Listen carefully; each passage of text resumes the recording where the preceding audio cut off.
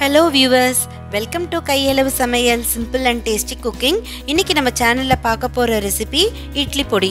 நம்ம வீட்ல இட்லி தோசைக்கு தொட்டுக்கிறதுக்கு வீட்ல ஜெனரலா நம்ம இட்லி பொடி வச்சிருப்போம். எல்லா டைத்தும் சாம்பாரோ சட்னியோ செய்ய முடியாத டைத்துல நம்ம அதை வச்சு நம்ம இட்லி தோசை எடுத்துப்போம். ஆனா இத வெளியில கடையில கொடுத்து வாங்காம நம்ம வீட்ல இருக்கிற இன்கிரிடியன்ட்ஸை வச்சு இதை ஈஸியா பண்ணலாம். அதுக்கு தேவையான இன்கிரிடியன்ட்ஸ் என்ன, அதுக்கான ப்ரொசீஜர் என்னன்னு பார்க்கலாம் வாங்க. இதுக்கு தேவையான இன்கிரிடியன்ட்ஸ் நான் 1 கப்பு கடலை பருப்பு எடுத்திருக்கேன். அதே கப் அளவுக்கு உருட்டு உளுந்து எடுத்திருக்கேன். காரத்துக்கு நீளமான மிளகாய் காரம் ஜாஸ்தி, அதனால் நான் ஒரு 12 மிளகாய் எடுத்திருக்கேன். நீங்கள் சின்ன மிளகாய் போடுறீங்கன்னா ஒரு 15லேருந்து ஒரு 18, 20 வரைக்கும் நீங்கள் எடுத்துக்கலாம். ஏன்னா அது சின்ன மிளகாய் காரம் கம்மி. அப்புறம் எள்ளு, கருப்பு எள்ளு ஒரு 2 டீஸ்பூன் எடுத்திருக்கேன். 2 பூண்டு, ஒரு அரை டீஸ்பூன் துருவின வெல்லம். இதை வறுக்கிறதுக்கு தேவைக்கேற்ப கடலெண்ணெய் எடுத்திருக்கேன். கூட 1 டீஸ்பூன் பெருங்காயம் எடுத்திருக்கேன். இப்போ நான் சொன்ன இன்க்ரீடியன்ஸில் எள்ளு, பூண்டு, துருவின வெல்லம் இது 3மே ஆப்ஷனல். இது எள்ளோட வாசனை பிடிக்கிறவங்க எள்ளு சேர்த்துக்கலாம். அப்படி இல்லைன்னா இந்த கடலைப்பருப்பு, உருட்டு உளுந்து, வரமிளகா, பெருங்காயம் இதுவே போதும். இது கூட எக்ஸஸாக டேஸ்ட் விரும்புகிறவங்க நிலக்கடலை அப்படி இல்லைன்னா கருவேப்பிலை, தேங்காய், துருவின தேங்காய் கூட ஆட் பண்ணுவாங்க. நான் சிம்பிளாக பண்ணுறதுக்காக நான் இந்த இன்க்ரீடியன்ட்ஸ் மட்டும்தான் எடுத்திருக்கேன். ஸோ இதை எப்படி பண்ணலாம் பார்க்கலாம் வாங்க. இப்போ இதை நான் ட்ரை ரோஸ்ட் பண்ணாமல் 1 டீஸ்பூன் எண்ணெய் விட்டு நான் ஒன்றா வறுக்க போகிறேன். ஸோ நான் ஃபஸ்ட்டு கடாய் போட்டிருக்கேன்.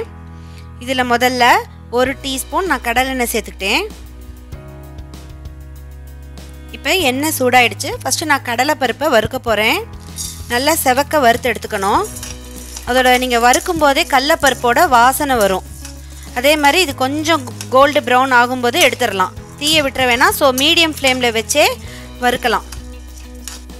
இப்போ நல்ல கடலைப்பருப்பு வாசனையும் வந்துருச்சு. நம்ம போட்ட கலரும் கொஞ்சம் ப்ரௌன், கோல்டு ப்ரௌன் வந்துருச்சு. ஸோ இதை அப்படியே எடுத்து ஒரு ட்ரையான தட்டில் மாற்றிடலாம். இப்போ நம்ம கடலைப்பருப்பை வறுத்துட்டோம். இப்போ அதே மாதிரி நான் ஒரு அரை டீஸ்பூன் எண்ணெய் விட்டுருக்கேன். இப்போ இதில் இந்த உருட்டு உளுந்தை சேர்த்துடலாம். இதுவும் நல்லா செவக்க வறுத்து எடுத்துக்கணும். நம்ம போட்ட உருட்டு உளுந்தும் நல்லா இது எண்ணெயில் விட்டு நம்ம செவக்க வறுத்து எடுத்துட்டோம். இப்போ அதே மாதிரி நான் ஒரு அரை டீஸ்பூன் எண்ணெய் சேர்த்துட்டு நம்ம எடுத்து வச்சுருக்கிற காரத்துக்கு எப்போ மிளகா எடுத்து வச்சுருக்கத நம்ம இதில் நல்லா வறுக்கிறோம். இது கூடவே நான் எடுத்து வச்சுருக்கிற 2 பல் பூண்டை நான் இதோட சேர்த்து வறுத்து விடுறேன். இப்போ நல்லா செவக்க வறுத்துட்டோம். இதை இதில் சேர்த்துடலாம். இப்போ இந்த அடுப்பை ரொம்ப சிம்மில் வச்சுட்டு நம்ம இதில் எள்ளு சேர்க்கலாம். இது டப்பு டப்புன்னு நல்லா வெடிக்கும். அதனால் சிம்மில் வச்சுட்டு இதை நல்லா அப்படி ட்ரை ரோஸ்ட் பண்ணுங்கள் போதும். இதுக்கு எண்ணெய் தேவையில்லை. இப்போ நம்ம எள்ளையும் வறுத்து எடுத்துட்டோம். இந்த சூட்லேயே இந்த பெருங்காயத்தை ஆட் பண்ணால் போதும். இதை தனியாக வறுக்க வேணாம். அதே மாதிரி நான் டேஸ்ட்டுக்கு ஒரு அரை டீஸ்பூன் துருவின வெல்லம் சேர்த்துருக்கேன்.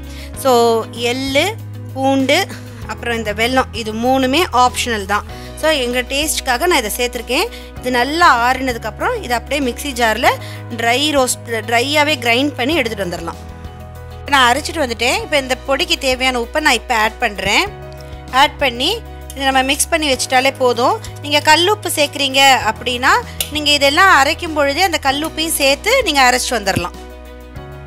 இப்போ வீட்டில் வயசானவங்க இருக்காங்க, அவங்க சாப்பிட்றதுக்குன்னா நீங்கள் நல்லா நைஸாகவே அரைச்சிக்கலாம். ஏன்னா அவங்களால கடித்து சாப்பிட முடியாது, பல் வலி ப்ராப்ளம் இருக்கும்.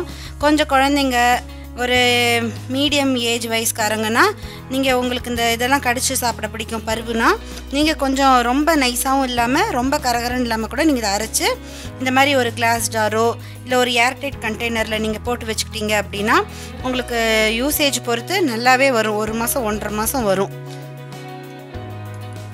இப்போ இப்போ நம்ம வீட்லேயே இட்லி பொடி ரெடி பண்ணிட்டோம். நான் சொன்ன ப்ரொபோர்ஷனுக்கு எனக்கு ஒரு 200 கிராம் இட்லி பொடி வந்திருக்கு. இதுக்கு இன்க்ரீடியன்ஸும் ரொம்ப கம்மி தான், இதோட ப்ராசஸிங் டைமும் ரொம்ப கம்மி தான். நம்ம வெளியில் வாங்கி சாப்பிட்றதுல கூட ப்ரிசர்வேட்டிவ் இருக்கலாம், எந்தளவுக்கு ஹைஜீனிக் தெரியாது. ஸோ நம்ம வீட்டில் இருக்கிற இன்க்ரீடியன்ஸ் வச்சு பண்ணலாம். நம்ம சமைக்கும் போது கூட இதை சைட் பை சைடு பார்த்துட்டே பண்ணிடலாம். ஸோ நீங்கள் எல்லோரும் இதை ட்ரை பண்ணி பாருங்கள். வீட்டில் இது மாதிரி பண்ணி ஸ்டோர் பண்ணி வச்சுக்கோங்க, ஒரு கிளாஸ் ஜாரோ இல்லை ஏர்டைட் கண்டெய்னரோ. அண்ட் மறக்காமல் நம்ம சேனல் சப்ஸ்கிரைப் பண்ணுங்கள், பெல் பட்டன் கிளிக் பண்ணுங்கள், உங்கள் கமெண்ட்ஸ் எங்களுக்கு அனுப்புங்க. Thank you viewers.